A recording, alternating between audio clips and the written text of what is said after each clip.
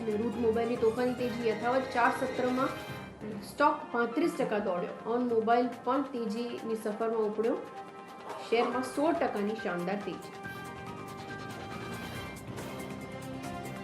Auto શેર્સની વધી રફતાર, Nifty auto index લગભગ 3 સપ્તાહની ઊંચાઈ પર પહોંચ્યો। આઈશર, મારુતિ, બજાજ ઓટો, અશોક લેલેન્ડમાં સારી ખરીદારી। અને માર્કેટમાં ઇન્ડિયા પેસ્ટિસાઇડ્સનું શાનદાર લિસ્ટિંગ, 296 રૂપિયાની ઇશ્યુ પ્રાઇસ સામે 21% પ્રીમિયમ પર લિસ્ટ થયો શેર। એનએસસી પર 350 રૂપિયા પર શેરનું લિસ્ટિંગ। ડિજિટલ કમ્યુનિકેશન કમિશનની મહત્વની બેઠક ચાલુ, બીએસએટી સેવાના વિસ્તરણને મંજૂરી શક્ય, જેનાથી ગામડાઓમાં સેવા પહોંચાડવું થશે સરળ। દેશની સૌથી મોટી વીસેટ સર્વિસ પ્રોવાઇડર નેલ્કોનો શેર 7% વધ્યો।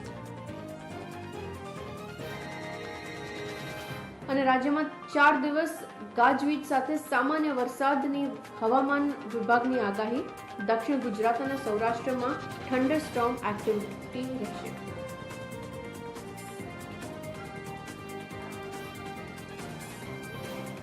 અને માર્કેટ્સની ઉપર નજર કરો, 15,800ની આસપાસ આપણે ઇન્ટેક્ટ છીએ, નિયરલી 90 to 100 પોઈન્ટ્સનો ઉછાળો નિફ્ટી ફ્રન્ટ પર, જ્યારે બેંક નિફ્ટી માટે લગભગ 250 પોઈન્ટ સુધીનો ઉછાળો વિટનેસ થઈ રહ્યો છે। 0.5% મજબૂતી ત્યાં છે, બટ સિમિલરલી સવારના સેશનમાં જે 3-3.25 કાઉન્ટર્સ વધી રહ્યા હતા, જેની સામે એક કાઉન્ટર ઘટી રહ્યો હતો, એ ક્વોન્ટમ ઓછું થયું છે।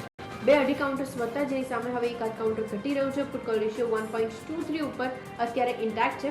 અને એ સિવાય બાકીના અમુક કાઉન્ટર્સની ઉપર નજર કરી લઈએ, ત્યાં સૌથી વધારે મોમેન્ટમ દેખાઈ રહ્યું છે। આઈશર મોટર્સથી શરૂઆત કરીએ, લગભગ 1.5% ઉપર છે।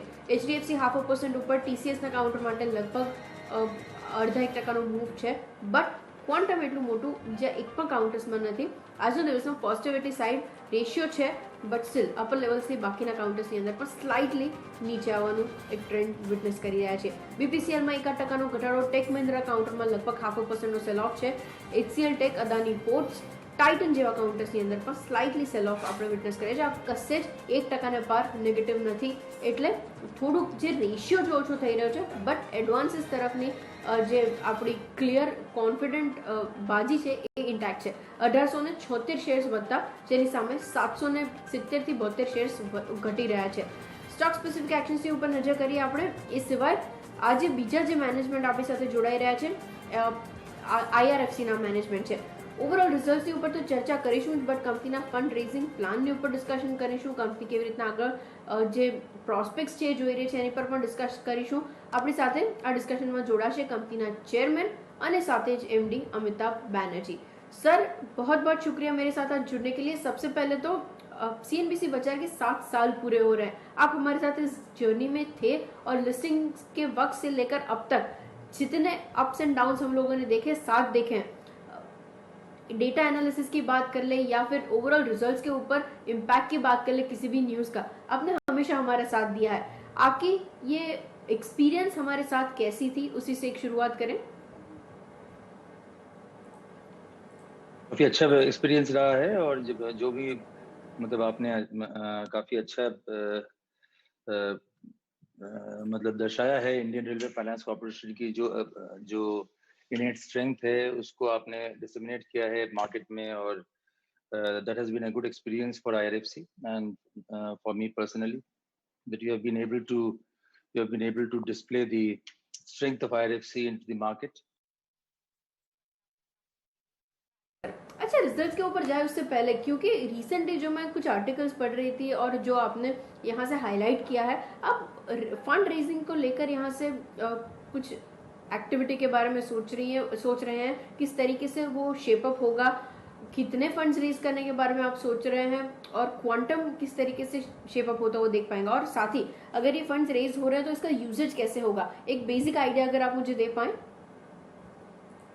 हमने हाल ही में एक गिफ्ट सिटी में हमने एक अपना एक ऑफिस खोला है। उसमें हम लोग जो हमारा जो उद्देश्य है उसको खोलने का, वो ये है कि हमारे जितने भी ईसीबी पोर्टफोलियो है, एक्सटर्नल कमर्शियल बोरोइंग पोर्टफोलियो, वो हम कोशिश करेंगे कि वहीं से ज़्यादातर हम उसको आगे बढ़ाएं, और इवन जो डोमेस्टिक बॉन्ड इशुएंस हम करते हैं काफ़ी बड़े तादाद में, वो भी हम उसको एक एपिसेंटर बना के उसको हम कर सकते हैं, बिकॉज आईएनएक्स जो है वहाँ पर जो आईएनएक्स गिफ्ट सिटी है, वो लोग अच्छा फंड मोबिलाइज कर सकते हैं from all over the world, from specially जो ऑफशोर जो फंड्स हैं, उसको हम we will try to mobilise those offshore funds through the medium of INX, और उनके साथ हमारी वार्तालाप होती रहती है, और हम कोशिश करेंगे कि आइंदा से जो हम लिस्टिंग करेंगे, कुछ हम एक आध हम ये भी कोशिश कर रहे हैं कि एक्सक्लूसिव लिस्टिंग हम आईएनएक्स के साथ करें गिफ्ट सिटी में, और ये हमारा एक विशेष उद्देश्य होगा, क्योंकि वो एक फाइनेंशियल हब बनने वाला है, specially for offshore fund mobilisation. Agreed sir. अच्छा सर, उसके अलावा प्रोजेक्ट पाइपलाइन किस तरीके से दिख रही है, इसकी कुछ डिटेल्स मुझे समझनी थी, क्योंकि जो सेकेंड हाफ है उसके ऑनवर्ड्स चीज़ें थोड़ी नॉर्मलाइज होनी और बेटर होनी दिख रही है। आपके लिए बड़े प्रोजेक्ट्स क्या यहाँ से एडअप हुए हैं, कुछ डिटेल्स अगर आप मुझे दे पाएं।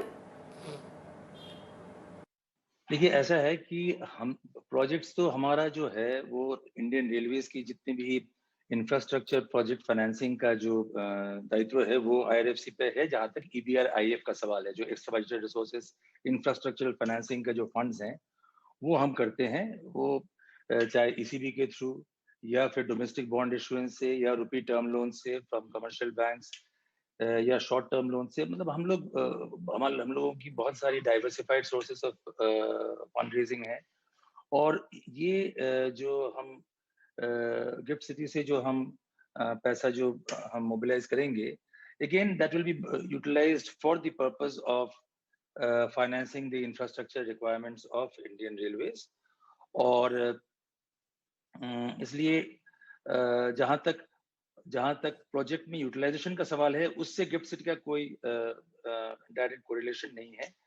बेसिकली गिफ्ट सिटी में हम ये करेंगे कि हमारा एक अच्छा सेंटर ऑफ एक्टिविटी होगा, और हमें जो ऑफशोर फंडिंग या डोमेस्टिक बॉन्ड इशुएंसेस का जो है वो एक अच्छा गढ़ माना जाएगा गिफ्ट सिटी गांधीनगर का।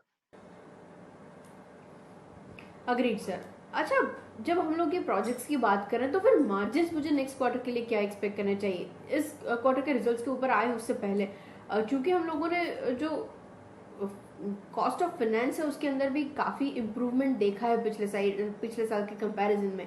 अब ये किस तरीके से इम्प्रूव होकर मार्जिन्स में एक शार्प इफेक्ट करता हुआ देख पाएंगे, एक बेसिक आइडिया अगर आप मुझे दे पाएं, क्या वहां से इम्प्रूवमेंट की उम्मीदें की जा सकती है? कॉस्ट ऑफ फाइनेंस तो जो हमारा जो नॉर्मल या तो 6 मंथ यूएसडी लाइबोर के हिसाब से होगा, जो हमारा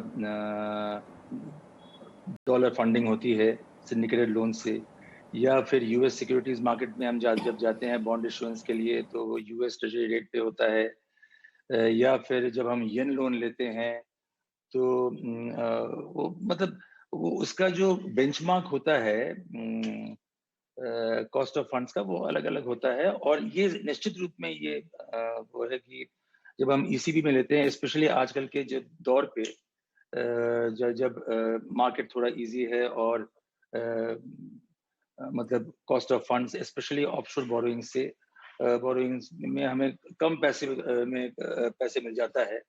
और क्योंकि हम लोगों का कोई we are it's not mandatory for us to hedge the entire ECB portfolio, तो उसमें हमें काफी लाभ मिलता है, जिसका जो हम ट्रांसफर कर देते हैं मिनिस्टर ऑफ रेलवेज को, जिसका लाभ कि जो कम पैसे के लागत में हमें पैसे मिलती है बाहर से, उसको पूरी तरीके से हम हेजिंग नहीं करते हैं।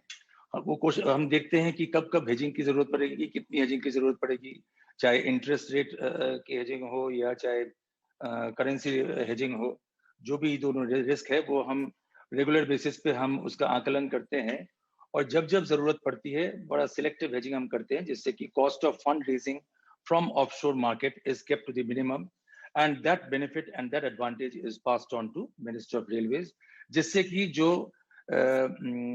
आपका वो फंड जो इस्तेमाल होता है प्रोजेक्ट्स में इंडियन रेलवेज के, उसकी वायबिलिटी हम इंश्योर करते हैं कि जितना कम कॉस्ट ऑफ फंड्स होगा उतना ही viability of those projects, Indian railway projects, उतना ही वायबिलिटी उसकी मेंटेन रहती। Agreed sir. अच्छा, क्वार्टर 4 पे आते हैं, क्योंकि हम लोग इन टर्म्स ऑफ प्रॉफिट यहाँ पे शार्प अपबीट देख रहे हैं। क्या रीजंस थे ये प्रॉफिट जो हम लोग इंक्रीज होते हुए देख रहे हैं उसके, और अगर वन ऑफ था तो नेक्स्ट क्वार्टर के लिए बॉटम लाइन के लिहाज से मैं क्या एक्सपेक्ट करूँ? नहीं, देखिए, जहां तक बेस इफेक्ट का सवाल है, बेस इफेक्ट आईआरएफसी को मतलब इंसिडेंटली उसको अफेक्ट नहीं किया है। कोविड के इम्पैक्ट से आईआरएफसी को कोई क्षति नहीं पहुंची है, ये अच्छी खबर है। और पिछले साल 655 करोड़ था Q4 का रिजल्ट, जो मार्च 2020, जनवरी टू मार्च 2020 का जो रिजल्ट था, उसमें PAT profit after tax 655 crore के करीब था, जो कि बढ़ के 1482.55 करोड़ हुआ है, 1482 करोड़ हुआ है, जो कि 126% की बढ़ोतरी हुई है Q4 में। और दूसरी बात यह है कि जो रेवेन्यू हुआ है, जो टर्नओवर है, वो भी काफी बड़ी है, करीब 39% बढ़ी है, 3205 करोड़ से 4455 करोड़ तक पहुंची हुई ये टोटल रेवेन्यू की फिगर। और पीबीटी जो profit before tax as a percentage of turnover, वो भी 20% से बढ़कर 33% हुआ है। तो बेसिकली क्या हुआ है कि इस साल 2021 में रेलवे की जो इंफ्रास्ट्रक्चर की जो pace of infrastructure creation has really picked up. और हमने 2019-20 में जो हमने लेंड किया था इंडियन रेलवेज को, इट वाज अबाउट 71,900 करोड़, वो बढ़ के करीब 1,05,000 करोड़ इस साल हुई है। तो काफी बड़ा इजाफा हुआ है जहां तक हमारा ऑपरेशन का सवाल है, और हमारा जो लेंडिंग है आईआरएफसी को, वो ज्यादा बड़ा है। और वो इसका परिचायक है कि इंफ्रास्ट्रक्चर क्रिएशन जो है, जो पेस है, जो गति है, जो नेशनल रेल प्लान के तहत और विजन डॉक्यूमेंट 2024 के तहत जो इंडियन रेलवेज ने एक जो गति पकड़ी है, उसको बरकरार रखते हुए और ज्यादा पेस दिया है 2021 में। और जो हम समझते हैं कि आगे वाले दिनों में, आगे वाले जो साल आने वाले हैं, अप टू 2030 कम से कम, जो नेशनल रेल प्लान का जो एक जो प्लान है, वो काफी आगे बढ़ेगी। और आईआरएफसी का जो proportion of funding the infrastructure requirement of Indian Railways, that will be quite substantial. वो काफी बड़ी मात्रा में रहेगी। आपको जानकर मतलब खुशी होगी कि 1,55,000 करोड़ का इस बार का कैपेक्स था इंडियन रेलवेज का, जिसका 67.5% का जो फंडिंग है वो हमने किया है, जो 1,05,000 करोड़ के करीब है। Agreed sir. और उसके अलावा FY22 पूरे की बात कर लें, क्योंकि ये साल तो हम लोग ऑलरेडी क्लोज डाउन कर रहे हैं। FY22 में किस तरीके से मार्जिन मेंटेन होंगे? आगे हम लोगों ने जो कॉस्ट ऑफ फाइनेंस के रिगार्डिंग डिस्कशन किया, उसके बाद एक हाईलाइट अगर आप मुझे दे पाए। देखिए, हमारा जो लेंडिंग होता है वो गवर्नमेंट ऑफ इंडिया को होती है, सोवरेन को होती है। तो इसलिए हमारा जो मार्जिन है वो हम जनरली बहुत कम रखते हैं। हम लोग वो मार्जिन चार्ज नहीं करते हैं जो कि दूसरे एनबीएफसीज करते हैं, क्योंकि ये हमारा सोवरेन को लेंडिंग है। और क्योंकि हमारा जो रेवेन्यू है, जो लीज रेंटल हमें मिलती है इंडियन रेलवे से, that is government of India से, वो हमारे यूनियन बजट में निहित होती है। और इसलिए हमारा कोई एनपीए का कोई सवाल नहीं होता है। उस वजह से जो बिजनेस मॉडल हमारा है वो काफी कम मार्जिन पे हम लोग काम करते हैं। और उसके बावजूद भी, because of the volume of transactions that we are handling, उसकी वजह से हमारा जो टॉप लाइन और बॉटम लाइन है बैलेंस शीट का, वो हमारा एक अच्छा खासा ग्रोथ उसमें हम देखते हैं। तो जहां तक मार्जिन का सवाल है, वो मार्जिन जनरली वो कांस्टेंट ही रहती है।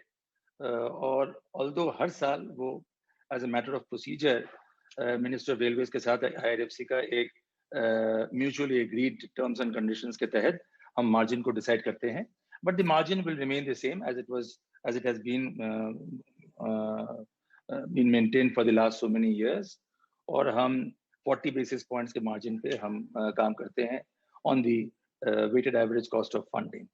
तो मार्जिन का जहां तक सवाल है वो एक कांस्टेंट फैक्टर है IRFC के लिए। Agreed sir. अच्छा, मुझे एक और पैरामीटर पे बात करनी थी, क्योंकि सरकार यहाँ से प्राइवेटाइजेशन को लेकर काफ़ी ज़्यादा एक्टिवली काम कर रही है। प्राइवेटाइजेशन की वजह से क्या फंडिंग बिजनेस के ऊपर या कोई और सेगमेंट्स के ऊपर आप इतना इम्पैक्ट देख रहे हैं? एक आइडिया अगर आप मुझे दे पाएं। जी, ये एक्चुअली जो अभी जो फिलहाल कुछ कुछ सेक्टर्स जो हैं, कुछ जो डिपार्टमेंट्स हैं या ऑपरेशनल जो स्ट्रक्चर है इंडियन रेलवेज का, उसमें कुछ चीज़ें जो है वो प्राइवेटाइज होगी। जैसे आपको याद होगा कि 2 साल पहले जो मिनिस्टर ऑफ रेलवेज ने जो वो प्राइवेट सेक्टर को ओपन किया है कि कुछ रूट्स पे high speed trains private operators fly करेंगे वो अपने रोलिंग स्टॉक के को इस्तेमाल करते हुए। तो वो जो रोलिंग स्टॉक जो प्राइवेट सेक्टर ऑपरेटर्स जो हैं जो एक्वायर करेंगे, वो उसके लिए दे सम ऑफ देम हैव अप्रोच्ड अस उसकी फाइनेंसिंग के लिए। और इसलिए अगर प्राइवेटाइजेशन होती भी है तो वो उसमें भी हमारा एक अच्छा खासा रोल मुझे नजर आती है IRFC की, और उसको हम जरूर उसको एक्सप्लोर करेंगे। और कमर्शियल टर्म्स पे हम लोग उनकी वायबिलिटी को देखते हुए, ऑपरेशनल वायबिलिटी को देखते हुए, उनकी